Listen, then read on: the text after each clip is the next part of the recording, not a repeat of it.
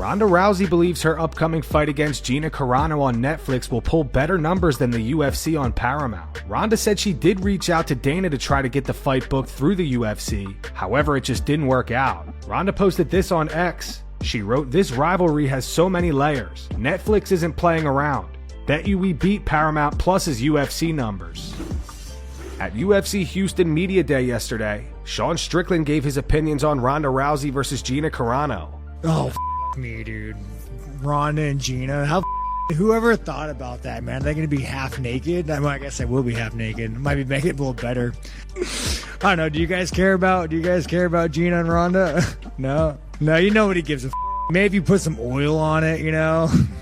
Do some dollar bills. People might give a But really, like, not many people give a about women's MMA in general, you know? It's like the WNBA. Everyone's like, oh, like, no one gives a about women's sports. You take the weakest, softest motherfucker here, and you guys would beat up Amanda Nunes. Like, the fat guy in the Hawaiian shirt, no offense, dude, I like you, but, like, you up Amanda Nunes any day of the week. We got to remember what women excel at. Having kids, being mothers, making food, cleaning the house. Problem is, we've empowered them too much to ruin society.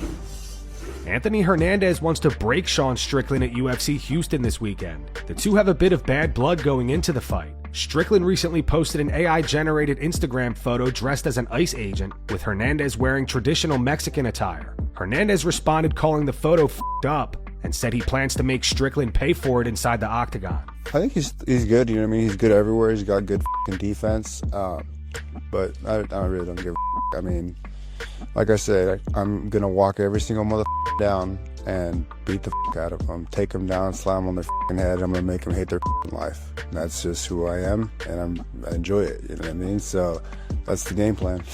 I don't know, man. I don't really compare myself to other people, you know what I mean? I see what works and what doesn't, and it's like most guys take back steps, and like I'm all forward and trying to f*** you up. So I think that I have that going for me, and then I got a chin.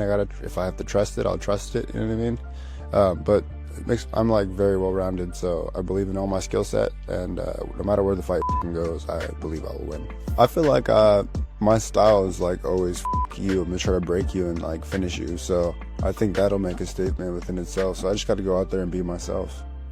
I really don't know. You know what I mean? It's like a kind of get in there and fill it out type of situation, but I know what my game plan is, and it's the same as always, is break you and make your life hell, smother you and make you not want to be there. So what people see, I mean, I don't know. Hopefully they see a violent motherfucker that understands the game very well, you know what I mean? But I mean, people like to see blood and chaos, so I'm ready to give it. I don't know, man. It's like usually the same feeling as always. I'm happy, but I'm not where I want to be, so I'm not satisfied. That's usually how it's been, and until I get the belt, I don't think I'll get rid of that feeling. And even then, I probably still will have that feeling because I want to clear out the division, you know what I mean? So, I don't know. Quick pause before we keep going. If you're watching Full Mount MMA, you're already locked into MMA news. But if you're betting on fights and still guessing, you don't need to. Homa Fight Picks is doing the work most people won't. Hours of tape study, match breakdowns, and line shopping for every single card. The Homa Fight Picks Discord went up over 130 units in 2025 alone, with a 3-year proven track record of profits. This isn't parlays for clicks, it's disciplined betting. They're letting Full Mount viewers check out the Discord for free this weekend. Just use the link in the bio to join the best betting Discord in combat sports for free. If you're already watching MMA every week, you might as well be betting it the smart way. Alright, back to the news.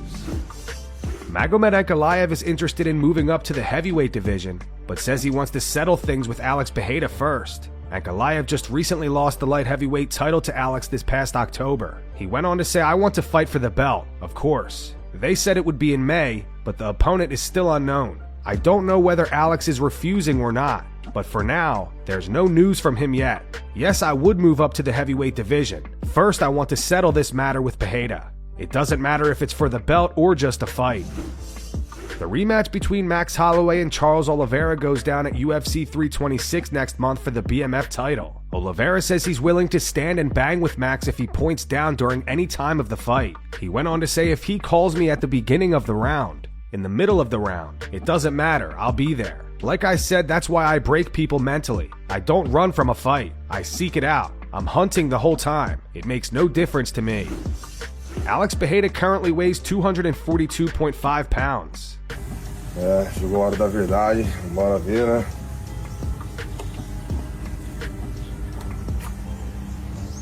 $110. Não, acho que é camiseta, pô. Peraí.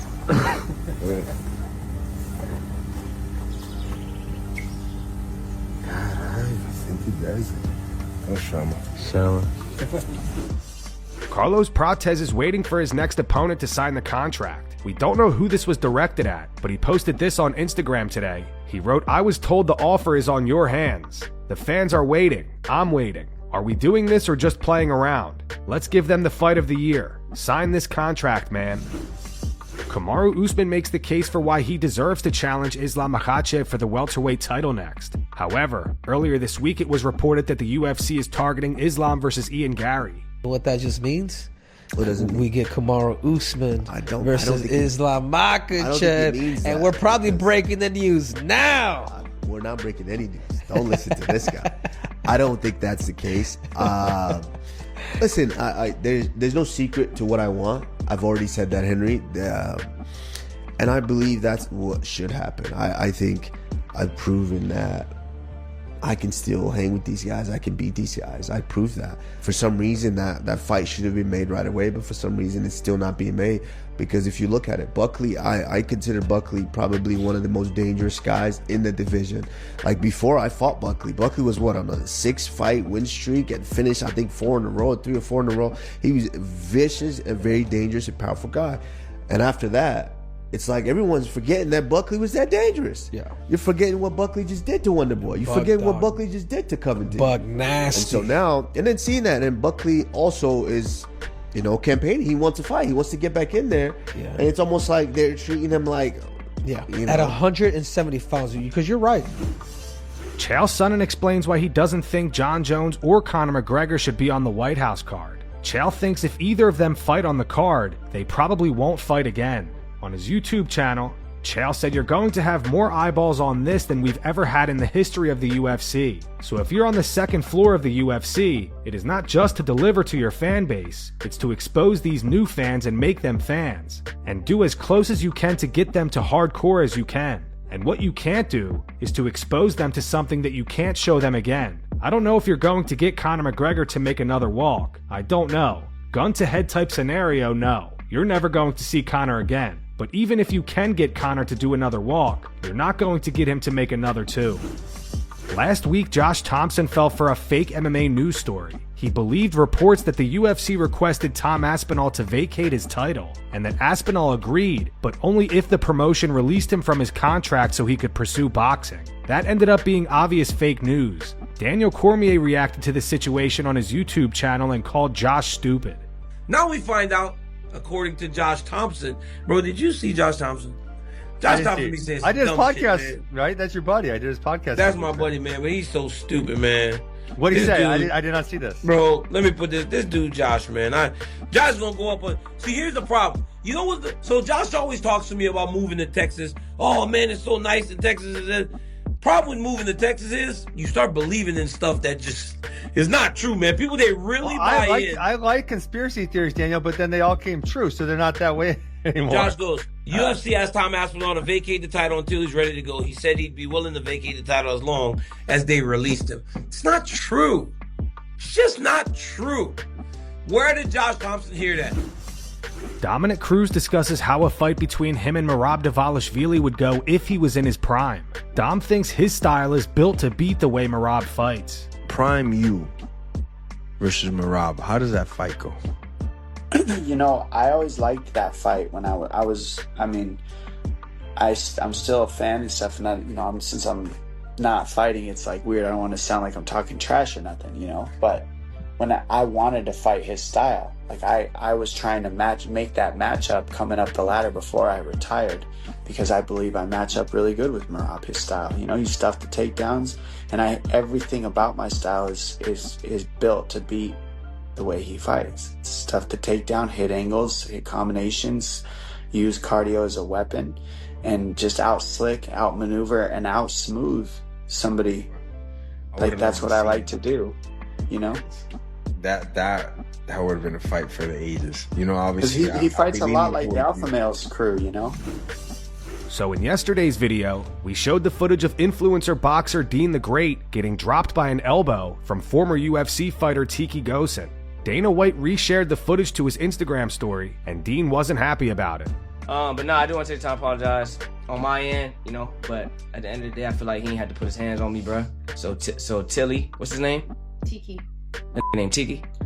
Tiki. That sound like a stripper name. Alright, so Tiki, look, I heard you boys with Dana White. So look, me and Tiki, we can either catch the fade, or if Dana White, this goof he posted on his story, Dana White got a problem. Dana White, bring one of your fighters and come fade me, then I got one of them. You know what I'm saying? I'm an influencer. I'm like, oh, you deserve it. All right. Bring one of your lightweights. Most of them got no name, no way. Bring them to boxing, and let me take the to school. Sean Strickland reacts to Tiki Ghosn dropping Dean the Great yesterday. 2 years ago, Sean posted a 4-minute video on his social media accusing Tiki of preying on young girls, and Tiki allegedly threatened to sue him for defamation. I reach out to the father of the girl. The girl is married, great life, has kids, and I say, hey, I will pursue this and I will go to court and I will crowdfund this whole thing, but I need to know if you're okay with it, if your daughter's okay with it, because if you aren't, I'm not going to say one damn word. I'm going to let it die.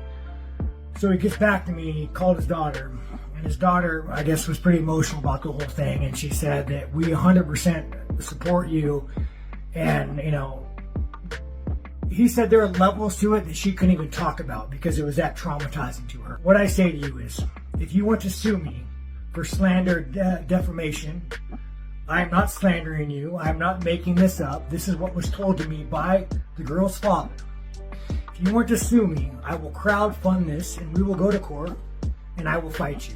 Today, Sean posted this on X. He wrote a file sucker punching someone. Not even a little surprised. And here's what Sean had to say about it at Media Day. And like there's that viral clip with like Tiki that like goes and like, you know, he knocks out the streamer, which was a sucker punch, by the way. Like everyone's like, oh man, it's really dope that you did that. Like, was it dope? Like you had a cup and you sucker punched a guy in the face. What would be dope to say, all right, man, you want to fight? Make the circle. Like that's what a man does, dude. Like what a woman beating like that's what he does. He just looks away like oh yeah, you serious? Boom, sucker punch. Like what? That's kind of being a little to me. If you're gonna fight a man, you say you give him the option. Wild allegations are circulating about Dan Hooker today. A woman claiming to be his former girlfriend says she was in a years-long relationship with Dan while he was married, and alleges that his wife was aware of it. She accused Dan of being abusive during their relationship and claims she ended things after discovering he cheated on her with a man. What a lot of people are not understanding here is that, yes, he is married. And when I met him, I was working in the booty club. He was just like a client, like at the time. This was like 2023. And he took me out the club, Captain Saber, right? Loves that. He loves a OF girl. He loves a ripper. He loves Captain Save. So yeah, he started paying for my life completely and utterly, had all his cards on my Apple Pay, paid for my rent in 2 different countries, like everything. I tried to leave this man so many times, but he'd always get me back with something shiny and new. Every time he cheated on me, he'd buy me a new bag. So yes, he played up a lot, to the point where I had a wish list on my phone that was shared with him on iCloud. So every time he'd do something, he had to buy something off the wish list every time he cheated on me, right? And I kind of started looking on his phone every time, like trying to find a new problem so I could get a new bag, right? Until I found out that it was a man. When I seen the man, everything changed because like, no. And then I got abused from that. But we're not going to get into that. But yes, he was married. Is married. And me and her get along fine. Like, it's fine. It's like a lot of people, you don't really know this, but pretty much there's a lot of guys that if they have money and status, they'll be married and then they'll have like their girlfriend. Honestly, he's a handful. Like if I would hate to date him without him being married, because 24/7, no. And also I want to mention there was a girl before me. He dated a girl for 3 years before me and played the up on her too, and a girl before that. And now there's another girl after. Like, it's like, he is a piece of I took what I could out of the situation by cheating on me with a man, kidnapping me. This woman also shared photos of a phone she claims belongs to Dan, showing alleged messages between him and another man, as well as screenshots suggesting that he used Reddit to connect with men in his area. In addition, she posted multiple photos of her and Dan together, and screenshots of them FaceTiming. She added a caption to this photo saying, "Anyways, I'm hot and healing. I hope one day he can live his truth and stop abusing women physically, financially, and mentally." She ended it off with this photo and wrote, "If anything happens to harm me in any way, it was him. So yeah, if I end up in a suitcase somewhere, y'all know who did it." And that's going to wrap it up for the news. Thanks for watching. For daily MMA news and content, subscribe to Full Mount MMA and click the bell icon to be notified when we post videos. Here are the 3 top comments from last video. These comments are in reference to Dean the Great getting dropped by Tiki Ghosn. The first one's from Doom Studios. It says, "Dean went 0-2 in 24 hours. The second one's from Millie Time. It says, "If you're getting hit by different people 2 days in a row, then you are the problem." And the final one's from Adeptus Santos. It says, "That elbow was justified." Those were the 3 top comments from last video. If you want to be featured in the next one, all you have to do is comment down below. And if you missed yesterday's news, click the video on screen right now to get caught up.